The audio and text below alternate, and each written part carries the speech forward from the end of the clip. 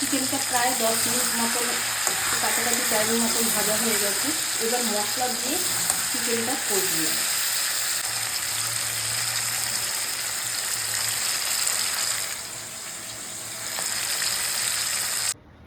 Hello, আপনাদের প্রিয় মল্লিকা দি চলে আসলাম কিচেন রুম থেকে। আজকে ছুটির দিন কি রান্না হবে তা আপনাদের সাথে শেয়ার করব। আজকে তেমন কিছু রান্না হবে না, হবে শুধু চিকেন। আর কালকের রান্না বান্না ছিল সেগুলো মানে সমস্ত খাওয়া হবে আর কি। এই দেখুন, চিকেনটাকে ম্যারিনেট করে দিয়েছি পুরো একদম। একটুখানি নুন, হলুদ আর ভাজা মশলা, একটু তেল দিয়ে এটাকে মেখে সুন্দর করে গুছিয়ে রেখেছি। আর এদিকে আধ ঘন্টার জন্য এটাকে রেখেছি, ভাত বসিয়ে দেওয়া হয়েছে। আর এই দিকে সমস্ত কিছু বের করে রেখেছি, শসা, পেঁয়াজ, লঙ্কা, কাঁচা লঙ্কা, ধনেপাতা, টমেটো, আদা, রসুন, আলু এগুলো কেটে কুটে নিয়ে আসি। আর রান্না রেডি করতে হবে। এদিকে কেটে কুটে বেশ করে আলুটা হলুদ দিয়ে ভেজে নিচ্ছি, কড়া করে ভাজতে হবে। আর এইদিকে পেঁয়াজ, শসা কেটে নিয়েছি, মশলাও রেডি হয়ে গেছে, কাঁচা লঙ্কা, ধনেপাতা, টমেটো, আদা, রসুন। আর ভাতটা একটু দাঁড়িয়ে থেকে রান্না করতে হয় লোক ফুটে গেলে, কারণ একটা একটা করে ভাত না থাকলে মানে গায়ে লেগে গেলে আমার ভালো লাগে না। এরকম দাঁড়িয়ে থেকে একটু গরম জল ধুতে হয়, 2-3 বার সাদা জলে ধুয়ে তারপর গরম জল দিয়ে ধুয়ে তারপর রান্না করলে ভাতটা খুব ঝরঝর ভাত হয়।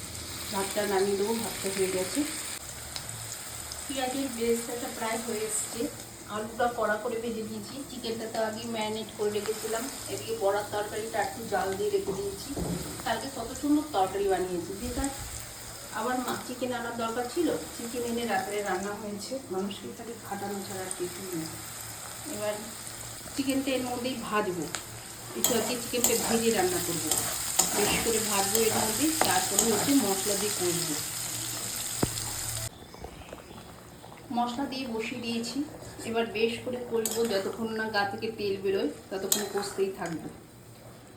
এবার একটু ছাদ থেকেও ঘুরে আসবো, এটা যতক্ষণ হোক আসতে ধিমি আঁচের মধ্যে রেখে দিয়ে যাই একদম। আর এদিকে জল গরম করতে বসিয়ে দিয়েছি, সব লো ফ্লেমে রেখে একটু ছাদ থেকে ঘুরে আসি। একভাবে রান্না করতে ভালো লাগে না। আলুটাও অ্যাড করে দিয়েছি,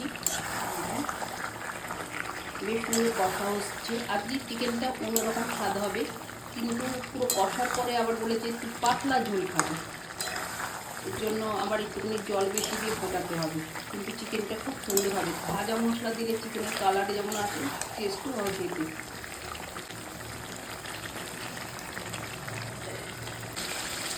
চিকেনের গা থেকে একদম তেল ছেড়ে দিয়েছে, একদম তেল ছেড়ে দিয়েছে, সুন্দর করে তেল ছেড়ে দিয়েছে। এবার এই জলটা, পুরো জলটা, গরম জলটা অ্যাড করে দেবো।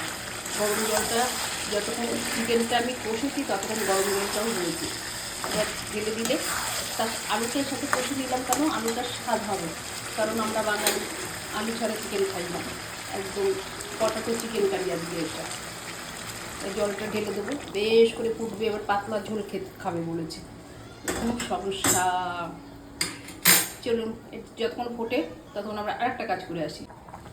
এদিকে এসে দেখি চিকেনটা পুরো রেডি হয়ে গেছে, কারণ অনেকটা সময় ওদিকে খরচ করে আসলাম, দিয়ে রেডি হয়ে গেছে। একটু পাতলা পাতলা ঝোলই রাখবে, দেখুন থাকবে, কারণ এরকম খেতে চেয়েছি। আজকে এখানে রাখি, ভালো লাগলে একটু লাইক কমেন্ট করবেন, আর বিকেলবেলা রথযাত্রা উপভোগ করুন। বাই। আবার অন্য কোনো ব্লগে আপনাদের সাথে দেখা হবে, ততক্ষণ আপনারা ভালো থাকবেন, সুস্থ থাকুন, সাবধানে থাকবেন।